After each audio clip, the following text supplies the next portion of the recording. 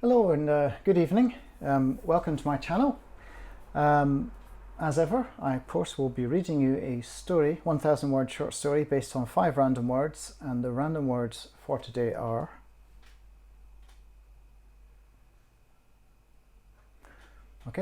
and the story is called Made for One Another. 10 green lights! Matt had struck gold. He consulted Matchmaker and flicked through the listed women. 2 of the candidates in his vicinity, remarkably, scored over 90% in 10 separate indicators Matt had prioritised. Indices of compatibility he considered absolutely essential. There were probably 500 women of appropriate age in the giant nightclub, and yet he still found it amazing that he had a choice of 2 girls with which he scored 100% compatibility as a lifelong companion. Matt's definition of lifelong was of course diminishing in value with every passing year, and he would be 40 in a little over 9 months. No time for vacillation. Matchmaker scored the Indian-sounding Suparna marginally higher than the Afro-Caribbean candidate Nigella. However, both were exemplary in humour, intellectual curiosity, adventurousness, creativity, wealth, sexuality, education, fertility, politics, and extroversion. His app directed him radar-like to Suparna's side as she broke off her conversation with a tall, elegant, and entirely unsuitable, 2 greens only, female friend. "I guess you're my jackpot," she said with a lopsided smile Matt found immediately endearing. Her accent had a hint of Brummie. "I guess I am," he replied. "Sorry, I don't want to disrupt your conversation." "Disrupt away," said the blonde, whose forearm code told the app, and thus Matt, that her name was Susie.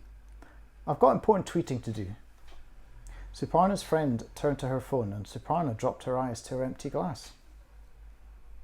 "I'm just in time," Matt said. What are you having?" He already knew the answer. Dirty martini with a cocktail onion, if one was to be had. Matt headed off towards the bar. A small, slightly dumpy girl behind the bar wiped perspiration off her forehead and turned from the gaggle of girls ordering shots to Matt. Her raised eyebrow, pierced, was all she could muster by way of greeting. Bit rude, thought Matt. "Do you have any cocktail onions?" he asked, looking over to where Suparna had returned to her conversation with Susie.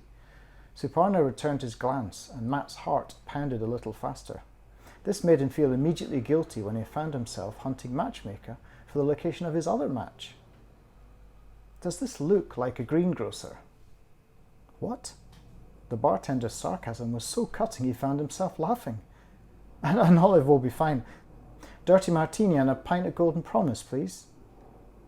While the bartender poured his drinks, Matt couldn't help noticing her forearm tattoo. He consulted his phone. "Lulu, wow, a full 10 hit of red lights."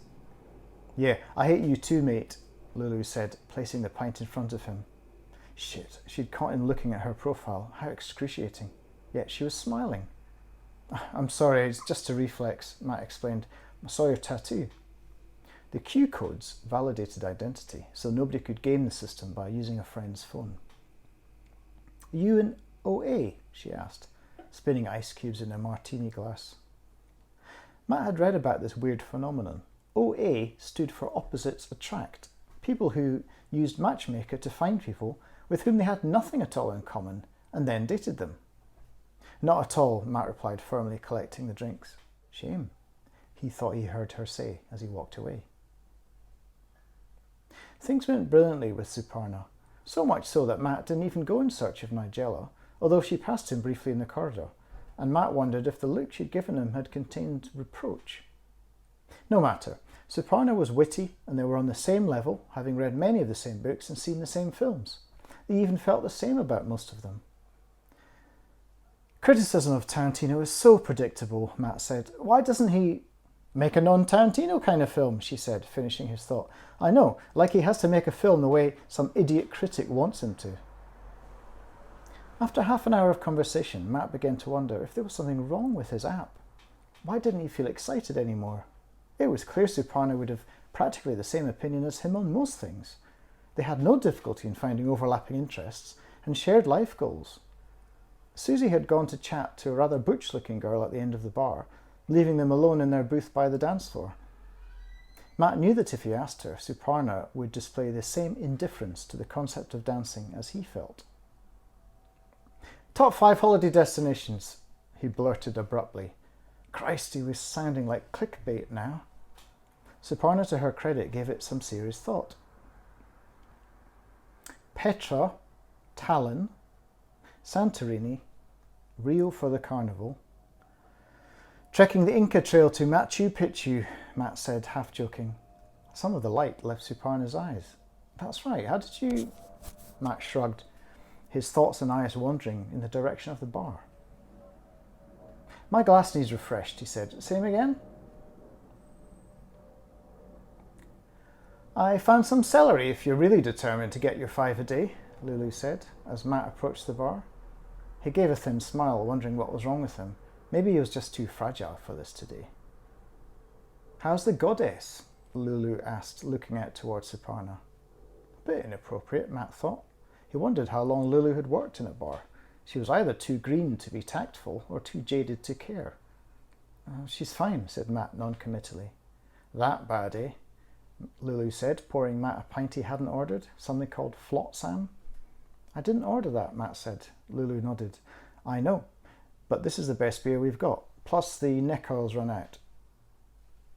She was right. It was one of the best IPAs Matt had ever tried. He found himself lingering a little too long at the bar. Lulu, who, now that he thought of it, had perfect Cupid's bow lips, leaned over and whispered, "If it doesn't work out, you know where to find me." Confused, Matt returned to his dream date. Lulu returned to slicing the limes.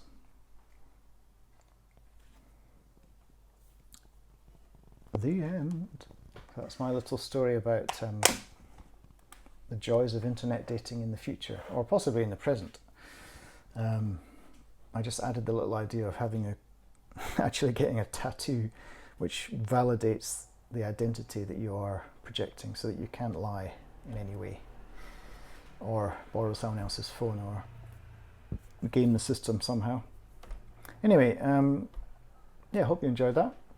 If you did, please subscribe or watch another one, and I'll see you again soon. Bye bye.